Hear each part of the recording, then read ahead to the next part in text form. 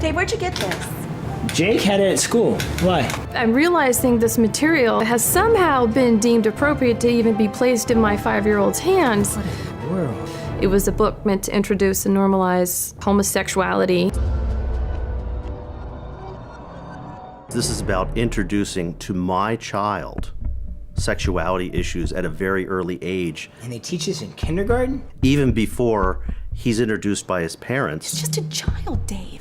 I just could not believe that they were doing this in kindergarten. We decided to email the teacher. Hey, Tanya, can you read this and tell me what you think?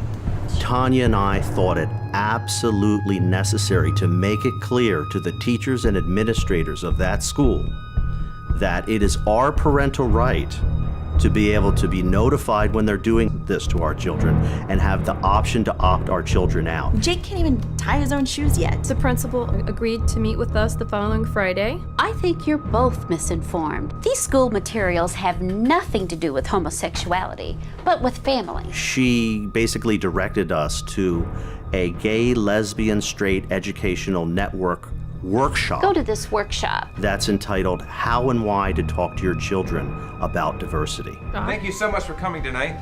When the workshop leader came in the room, the first thing he said was, I could talk to you about diversity, but tonight, I've decided to talk about homosexuality. I was very worried. Not only was my mind racing, wondering what could possibly have already taken place and what their plans were to accelerate these discussions and presentations to our 5-year-old son. We're going to be putting more educational materials like this in every classroom. indeed, this is now something they're going to be rolling out more and more. So after we fully understood what they planned to do with the children, we went to the principal.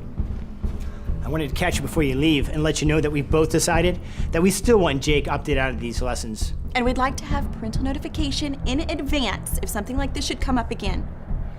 I'm afraid we can't do that. They would not accommodate at all.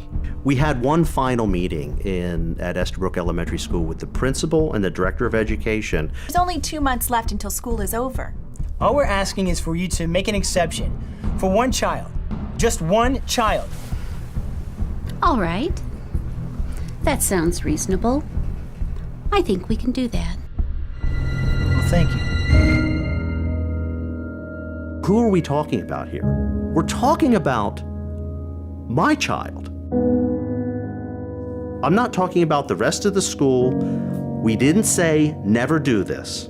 We said when you do it, as they stated they would, notify us first, and we want the option to opt out if we don't think he's ready for that. What I didn't realize was they weren't actually taking that extra time to accommodate. They were formulating another plan. They were keeping me there by leaving me with this promise and calling the police.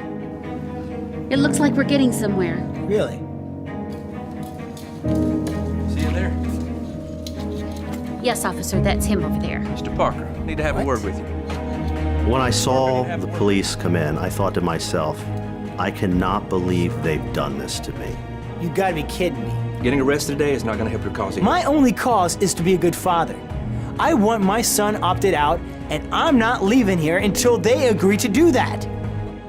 When I was let out and put in the police car, I thought to myself, how far are they willing to go to deny us our parental rights? There needs to be some kind of protection of our parental rights. Unbelievable. Any form of authority which undermines the interaction and the guidance of a parent for their child has to be stopped. Parents need some form of protection because this type of thing is happening more and more and more.